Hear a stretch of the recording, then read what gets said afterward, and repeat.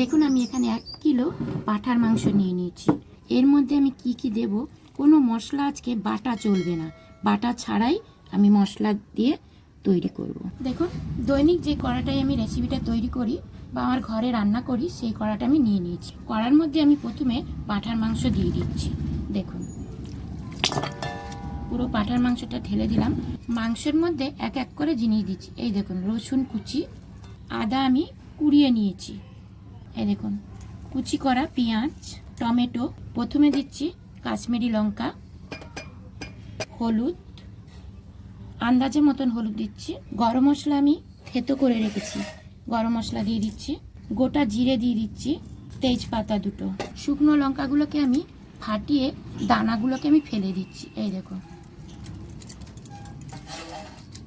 এই যে দানাগুলোকে ফেলে আমি শুকনো লঙ্কাগুলোকে আমি দিয়ে দিই। 1 চামচ নুন দিচ্ছি। আমি পেঁপে ঘষে দেব, পেঁপেটা আমি ছুলে নিয়েছি।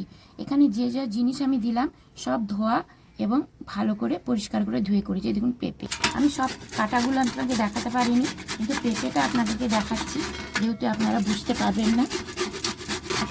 এর মধ্যে দেখুন দিয়ে দিচ্ছি পেঁপে ঘষাগুলো। এবার হাতের সাহায্যে আমি ভালো করে মেখে নিচ্ছি। দেখুন ভালো করে আমার মিক্স করা হয়ে গেছে। দেখুন ভালো করে আমি করে নিয়েছি। এইবারে আমি ঢাকা দিয়ে রাখবো। এখন আমি উনানে বসাবো না, এখন আমি ঢাকা দিয়ে রাখবো 20 মিনিটের মতো। ওটা দিয়ে চাপা দিয়ে রাখছি, 20 মিনিটের পর আমি ঢাকনা খুলবো। এবারে মাংসেই তো আলু দিতে হবে, নতুন আলু কিনে, তার জন্য আমি এই একটা বাসনে আমি বাটিতে জল বসিয়ে দিয়েছি, গরম জল। যেহেতু নতুন আলু, আমি তো আলু ভাজবো না, কোনো তেলই মাংসই দেবো না, বিনা তেলে রান্না হবে। তার জন্য আমি আলুগুলো সেদ্ধ করে নিই, অল্প একটু ভাপিয়ে নেব, খুব পুরো সেদ্ধ করব না। 1 চামচ নুন, অল্প একটু হলুদ আর নুন দিয়ে দিলাম।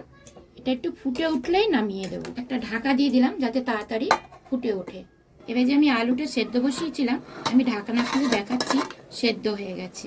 এই যে ফুটে উঠেছে, খুব সেদ্ধ করিনি, অল্প একটু সেদ্ধ করেছি, এই যে নুন আর হলুদ দিয়ে। এবারে আমি মাংসটা খুলে আপনাদেরকে দেখাচ্ছি। এবারে উনানে আমি বসিয়েও দিচ্ছি।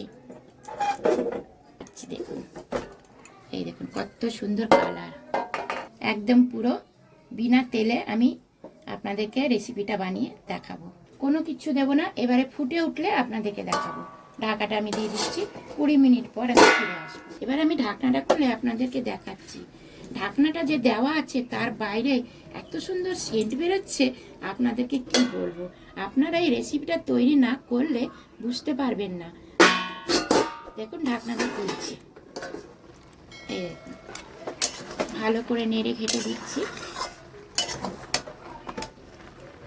এবারেও আমি ঢাকনা দিয়ে দিচ্ছি, 20 মিনিট পর ফিরে আসবো। দেখুন 20 মিনিট হয়ে গেছে, আমি ফিরে এসেছি। আবার আপনাদেরকে দেখাচ্ছি, সব মশলাগুলো মজে গেছে, সেদ্ধ হয়ে এসছে। আমি সম্পূর্ণ কড়াই মাংসটাকে রান্না করব, এখনো আরও কষবে। এই দেখুন এবারে আমি আবারও করে রাখছি, ঢাকনা দিয়ে রাখছি 20 মিনিটের জন্য। 20 মিনিট হয়ে গেছে, আমি ফিরে এসেছি। ঢাকনাটা খুলে দেখছি, এই দেখুন কতটা জলটাও মরে গেছে। উলট পালট করে এবারে আমি আলুটা যে ভাপিয়ে রেখেছিলাম সেই আলুটা এবারে আমি দিয়ে দেবো। আলুগুলো ভাপিয়ে রেখেছিলাম সেই আলুগুলো ছেড়ে দিচ্ছি। মাংসগুলো আলুগুলো উলট পালট করে এবারে আমিও আবারও 20 মিনিট মতন ঢাকা দিয়ে রাখবো। আলু সেদ্ধ হবে, মাংস সেদ্ধ হবে, আলুর থেকে জল বেরোবে। আবারও আমি 20 মিনিটের মধ্যে ফিরে আসবো, ঢাকা দিয়ে রাখছি। দেখুন 20 মিনিট হয়ে গেছে, আমি চলে এসেছি।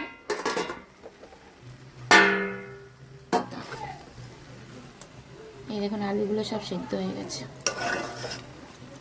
পরিমাণ মতন জল দিয়ে দিচ্ছি। আর আমি ঢাকা দেবো না, এইভাবেই ফুটিয়ে নেব কম আঁচ করে। এবার ফুটে উঠেছে, আমি এবার কম আঁচ করে দিচ্ছি। দেখুন আমার বিনা তেলে মাংস রেডি, পাঁঠার মাংস। এই দেখেন কত তেল বেরিয়েছে।